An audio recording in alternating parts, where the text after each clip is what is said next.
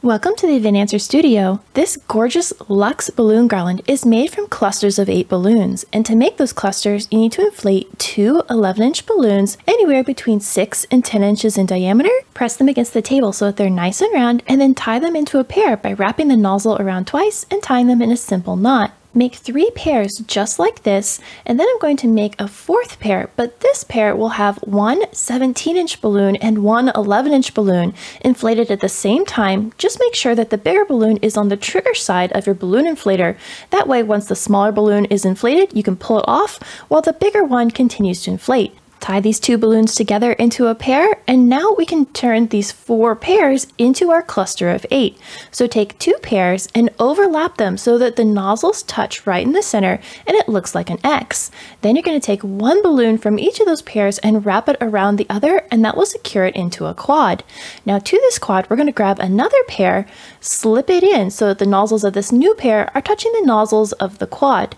Then take 1 balloon from that pair and wrap it around one of the balloons that's already in this cluster, and that will secure them together. Slip the 4th pair in so that the nozzles once again touch in the center, and then twist 1 balloon from that pair around one of the balloons that's already in the cluster, and that will complete our cluster of 8, which is the main building block for this entire garland. I made 12 of these clusters in total, 4 in each of my 3 different colors for a beautiful color block design. Now it's time to join our clusters together into a garland. I'm using an empty 260 modeling balloon, but you could always use fishing line if you prefer. Tie the end of the 260 balloon to the nozzles of your first cluster, and you can either do this by tying a knot or pinch the end of the 260 to the nozzles and then simply wrap it in a figure 8 around a couple of those balloons. Now you're going to take your second cluster and nestle it right up against the first, pulling that 260 right through the center of the new cluster and then wrapping it around a few of those balloons, and that will join the 2 together.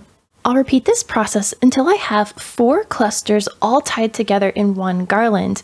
Now I'm going to make 2 garlands with 4 clusters each, so they're much easier to transport, but you could always attach all 8 of them in one long garland if you're inflating these on site. Now once you get to the end of your garland, you want to tie any remaining 260 tail to the nozzles of that last cluster to keep everything together. I want the garland to sweep across the front of this arch from the upper right hand corner down to the bottom left, and I'll be attaching these 2 pieces together using binder clips, or you could also use spring clamps. Simply clip it to the arch where you want the balloon garland to sit in front of, and then take an empty 260 balloon and thread it through the handles of that binder clip and tie it in a double knot, leaving the tail ends of that balloon nice and long, as that's how we'll attach the garland to the backdrop.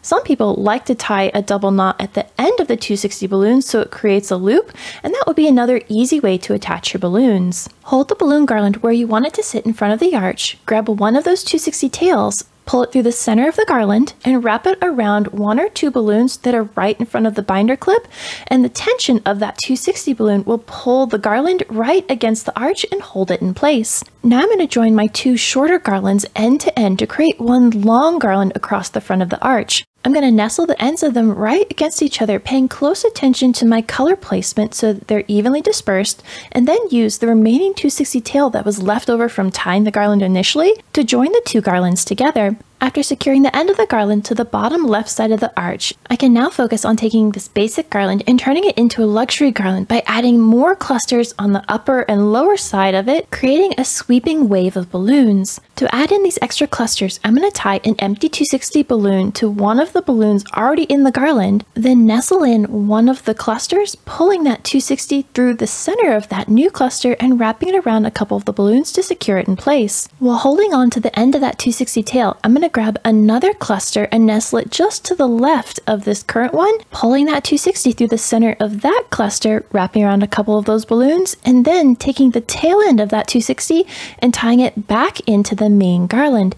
That way these clusters stay nice and tight against the center of the garland, otherwise they might droop away because of gravity. I repeated this process with a few more clusters, alternating being on top of or below that main balloon garland to give it a sweeping serpentine shape. To fill out the garland a little more, I inflated 17-inch balloons and tied them into the garland using 260 balloons for ease of use. This is a quick way to add volume to the base of the garland or to change the shape of the garland by adding them to the outside edges. Next, I want to fill in any gaps in my garland by adding in these 5-inch balloons that I've inflated to 4.5 inches in diameter, tied them into pairs, and then twisted them into quads. Slip a rubber band over one of the 4.5-inch balloons, and then you can easily add this quad to the garland by stretching that rubber band over one of the balloons that's already in the garland. Tuck the rubber band all the way against the nozzles of that larger balloon so that it's hidden from sight. Then you can play around with the placement of that tiny cluster so it fills in any gaps you might have. These are great for adding color and texture in places where maybe you didn't have it before.